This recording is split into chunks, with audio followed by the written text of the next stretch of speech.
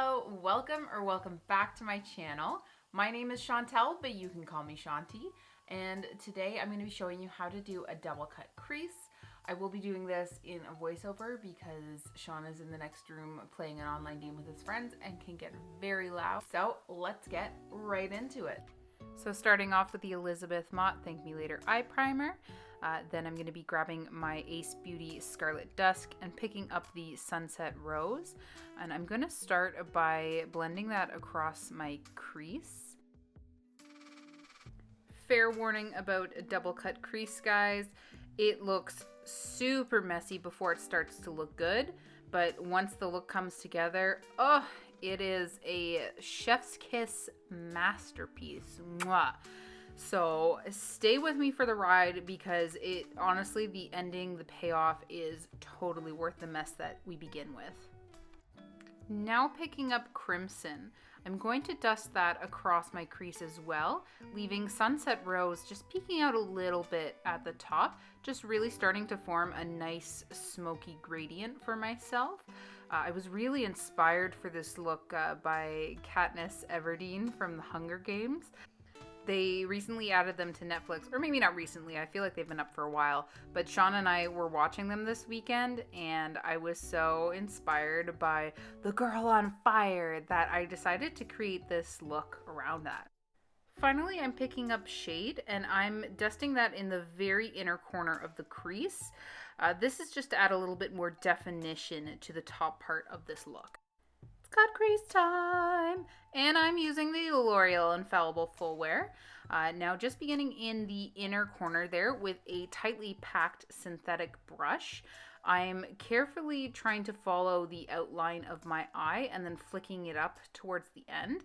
And then I just go over that again with my concealer. You can buy a cut crease canvas, and that's definitely helpful, but I just like using concealer because that's all I have on me.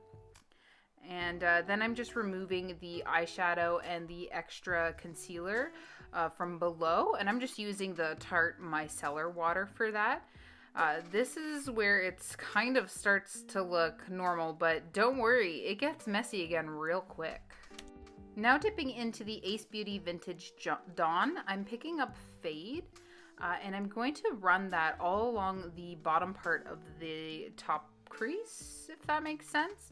Now the reason you don't want to do this before cutting the crease is that you don't want to make the top portion of your crease too large. So this will help add definition and really focus that bottom dark portion, as opposed to if I did this before cutting my crease, there's a tendency for that to get lost or for the eyeshadow to become muddy. And I'm using a pencil brush to really focus that color while still being able to blend it out. Now I'm just getting rid of the excess eyeshadow below the crease and just sharpening up that cut crease again. Now I'm going over and I'm redefining that cut crease with the concealer. Once again, you can buy a cut crease canvas for this, which is much better than concealer, but if you don't have that, then concealer is perfect. Just know that a little goes a long way. The more that you have, the more crepey looking that the texture is going to look like. But if you just take the tiniest amount, spread it out, and then just make sure you have an even layer by patting over that with your fingers, that will do a lot better than, say, just putting on a primer. And now just taking the smallest amount of setting powder and setting that concealer. Then I'm going to pick up the color Pebble from my Morphe 35B. This is where you're going to start defining the cut crease, and you want another tightly packed brush for this.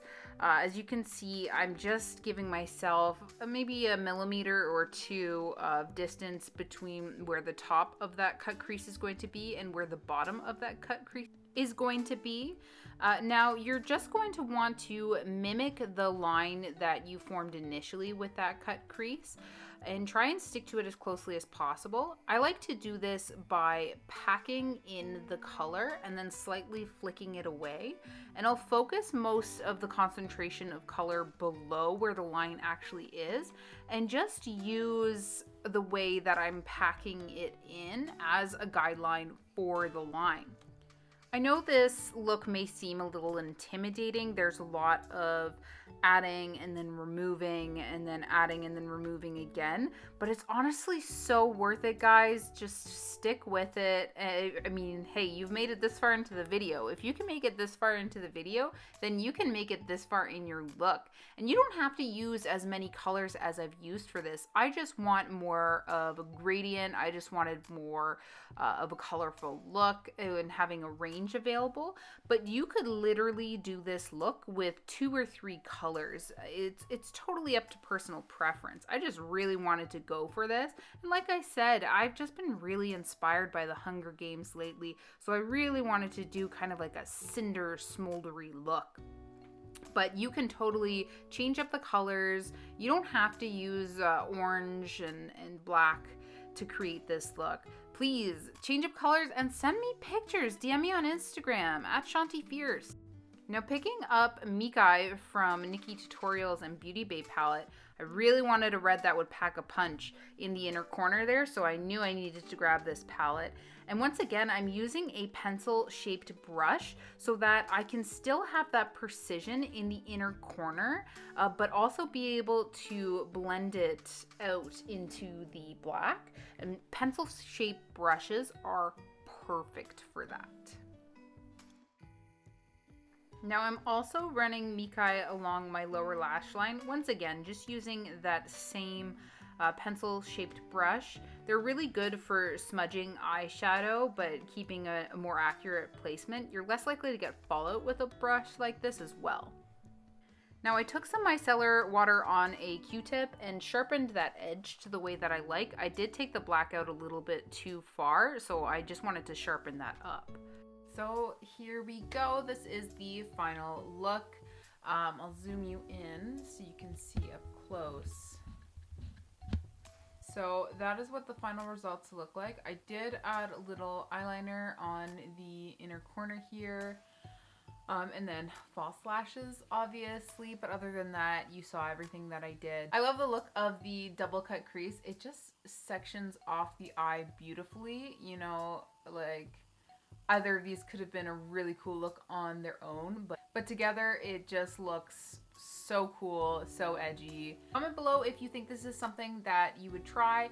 It is a lot of steps, but I think the results is totally worth it. And if you like this video, you like my vibe, don't forget to like and subscribe.